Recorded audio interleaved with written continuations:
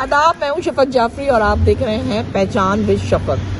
हम आपके लिए कोशिश करते हैं कुछ ऐसी पर्सनालिटीज को लेकर आए कि जिनकी पहचान से आपकी पहचान हो और जिनकी शख्सियत के बारे में जानने के बाद आपको अपने होने पर फख्र हो, क्योंकि इनका ताल्लुक हमारी मिट्टी से, हमारी ज़मीन से और उस खुशबू से है जो खुशबू हम अगर चाहें तो पूरी दुनिया में बिखेर सकते हैं। तो ऐसी एक ज़बरदस्त पर्सनालिटी हमारे साथ मौजूद है और हम उनके साथ कॉफ़ी पीने और गपशप करने आए हैं। और मेरे साथ है ऑसपाक वीमेन एसोसिएशन की पूरी टीम।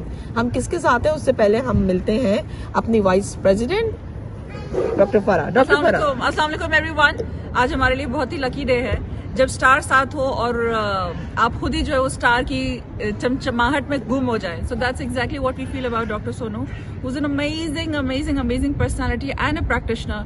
सो आपको उनके बारे में बहुत सारी चीजें बताएंगे, स्पेशली हम लोगों को ऑफ स्क्रीन जो बातें करने का मौका मिला उनके साथ। So it's an honour absolutely to be with somebody who is so learned, so empowered and making a revolution in the entire world. So, Dr. Sonu ka, by the way, we were attending a dinner where we got to hear him for the first time.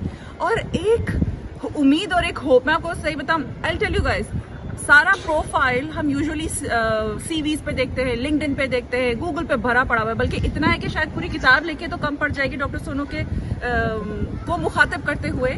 But what I really love about him is when he said and when he mentioned a patient coming in the hospital unable to walk and stand, and he can do the magic. He will go and exit the hospital on his own feet. That touched my heart. कि वो सही बोल रही है ना अक्सर, मुझे सही याद है ना चीज। He's a magician, he's a neurologist. Oh my God! उनका पूरी दुनिया में उनके जो एडवांसमेंट्स हैं, जो रिसर्चेस हैं और जो उनकी contributions हैं in the scientific field, especially in the field of neurology, is commendable. People cannot replace that. And what we really love about him is, apart being so high profiled, his humility will touch your souls. Doctor साहब का ताल्लुक India Calcutta से है, मैं सही बोल रही हूँ? नहीं, आप देखिए शिफा जी, पहली बार आप दोनों का बहुत शुक्रगुजार हूँ और पूरी आपकी जो टीम है और बहुत शुक्रगुजार हूँ कि आप एक बहुत अच्छी ऑर्गेनाइजेशन रन करती हैं। पहचान बहुत ज़रूरी है। देखो, आपकी अगर पहचान आप खुद को नहीं जानते हो तो एक आइडेंटिटी क्राइसिस ज़िंदगी भर आपकी ताउम्र रहेगी। और मेरी गुजारिश है आप सब लोगों से कि अपने आप को जानो, अपनी कल्चर को जानो, और जो वो गुफ्तगू करोगे आप खुद से, अपने कल्चर से, तो फिर आपको पता चलेगा कि हमारे गालिब, मैं कहता हूँ गालिब का इंतकाल नहीं हुआ है, वो हमारे बीच हैं, उसको जिंदा करो। गालिब को सिर्फ एक रोमानवी शायर समझते हैं। आपने उनका जो इनकलाब था, उनकी जो सोच थी, उसको किस तरह बयान, मतलब इनकी जुमलों से आपको अंदाजा हो रहा होगा कि गालिब के कितने करीब है, उन्होंने कितनी गहराई में पढ़ा। क्योंकि मैंने इनसे पहले गुफ्तगू की, तब भी ये मुझसे गालिब की बात कर रहे थे और वहीं से मैंने इनको पिक किया कि एक इतना बड़ी इन्वेंशन करने वाला, मुल्कों घूमने वाला, बात वापस आके गालिब की कर रहा है, जहाँ से उसने तहजीब सीखी, जहाँ से उसने ये सीखा कि अपनी पहचान कैसे करवाना है। डॉक्टर साहब, पहले अपने कुछ सफ़र के बारे में बताएं, पहले कि आपने कहाँ से शुरू किया, कहाँ से आगाज़ किया, कहाँ तक पहुँच चुके हैं अभी आप कहाँ तक पहुँच चुके हैं, पहले वो बताएं, फिर हम बैक पे आते हैं। देखिए, सफ़र तो मैं बहुत, वो कहते हैं मिट्टी के नीचे जो तो मैं बहुत नीचे से आया। मेरा जन्म, मेरी जो पैदाइशी है वो मुजफ्फरपुर एक जगह है, वहाँ से है। वो बिहार और बिहार की और बंगाल के नज़दीक है। और वहाँ पे जब हम अर्ली जो चाइल्डहुड है हमारी, वहाँ पे बहुत मुश्किलें थी। मुझे अभी भी याद है 16 घंटे हमारे यहाँ इलेक्ट्रिसिटी रही रहती थी और हमारे पास एक केरोसिन लैंप हुआ करता था, और जब रात में बहुत जलती है ना केरोसिन लैंप, तो वो खाली हो जाती है अंदर, है ना। और लेकिन एक चिंगारी थी, वो चाहे गालिब की चिंगारी हो, वो टैगोर की चिंगारी हो। तो मैं बहुत शुक्रगुजार हूँ अपने अब्बा का, अपनी अम्मी का और मेरे दादाजी का, क्योंकि उन्होंने हमें, जब आपके पास चीज़ों की कमी होती है ना, तो वैल्यूज जो है वो आपके पास अगर वो आपको मिल जाए तो फिर आपके अंदर एक आपकी रूहानियत जगती है। मेरे ख्याल से जो परवरिश मुझे मिली अपने दादा, अपने अब्बू और अम्मी के, वो बहुत मेरी फॉर्मिडेबल रही है ताउम्र। उन्होंने मुझे सिखाया कि देखो अपनी जो ज़िंदगी है ना, वो ज़िंदगी एक पर्पस के साथ जीनी चाहिए। हमारा एक दिन जो आप आज जी रहे हो, आज हमें शुक्रगुजार होना चाहिए खुदा का जो आज आप जी रहे हो। आज आपको एक दिन और मिला है। सही बात। और पॉजिटिव बात। और वो उस दिन को है ना, किसी की जिंदगी को आगे बढ़ाने की कोशिश करो।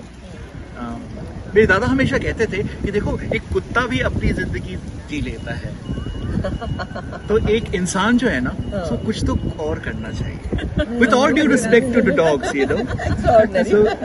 तो आपने पढ़ाई करी पहले, मतलब एक तंग दस्ती वाले हालात में। ये मैं इसलिए बुरा सा लगता है, लेकिन मैं इसलिए कह रही हूँ कि लोग घबरा जाते हैं कि भाई इतनी अय्याशी में तो नहीं, फला देखो कितनी अय्याशी में पढ़ रहा है। डॉक्टर साहब ने एक दफा मुझे बताया कि हमारे पास खाने को भी नहीं होता था, हमारी बहनें नहीं पढ़ने जा सकती थी, तो हम कितना सफर करते थे? 4-4.5 किलोमीटर, 5 किलोमीटर स्कूल जाते थे, और वहाँ से फिर मेरे एक छोटा भाई है, एक मेरी बहन, तो हम साथ लेके जाते थे, साथ लेके आते थे। मैं अपने छोटे भाई और बहन को ट्यूशन देता था घर पे आकर के, है ना, क्योंकि मेरा ये था कि मेरी भाई बहन भी आगे बढ़े। और बड़ी मेहनत करी हमने उस समय हर स्कॉलरशिप्स को पाने की, बिकॉज बिना स्कॉलरशिप्स हम नहीं आगे बढ़ पाते। मेरे पापा ने कहा कि देखो हमारे पास अगर कुछ भी नहीं है, मैं ये जानता हूँ कि आप लोग जो है मेरी सबसे बड़ी एक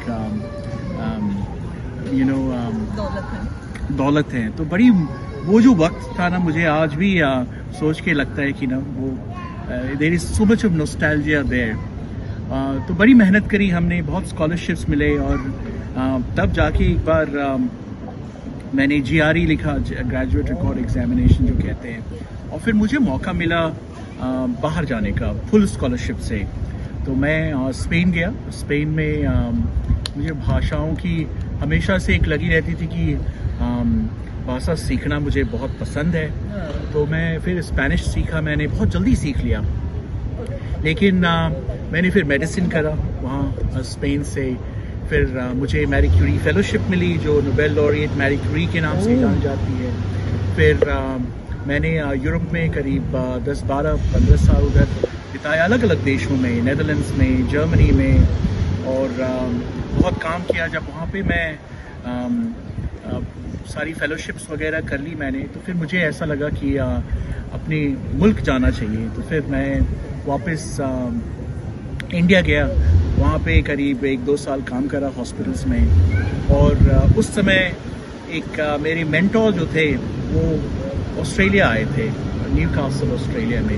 उन्होंने फिर मुझे बोला कि आपको मैं चाहता हूँ कि आप यहाँ आए। ऑस्ट्रेलिया एक जगह है न्यूकासल में, तो न्यूकासल एक यूके में भी है। तो मेरा ये था कि चलो ये कोई है, न्यूकासल यूके की बात तो नहीं कर रहे हैं, तो नहीं, ये न्यूकासल ऑस्ट्रेलिया था। तो फिर मैं यहाँ ऑस्ट्रेलिया आया, जॉन हंटर हॉस्पिटल में मैंने पहले 3-4 साल उधर काम करा। मैंने फिर डॉक्टरेट भी करी यहाँ पे, पोस्ट डॉक्टरेट भी करी, और फिर मुझे मौका मिला सिडनी आने का। तो सिडनी में मैंने जानबूझ के एक साउथ वेस्ट सिडनी ज्वाइन करा, बिकॉज वहाँ पे अपने मुल्कों के बहुत सारे लोग हैं, और साथ ही डिस्पैरिटीज़ बहुत है। और मैं आपको बताना चाहता हूँ कि देखो आप इस मुल्क में भी रहते हो, लेकिन आपको जान के बड़ी ताज्जुब होगी कि कैंसर काउंसिल ऑस्ट्रेलिया का रिपोर्ट है कि आपके जो आउटकम्स है after cancer is not determined by your cancer phenotype, but determined by your postpone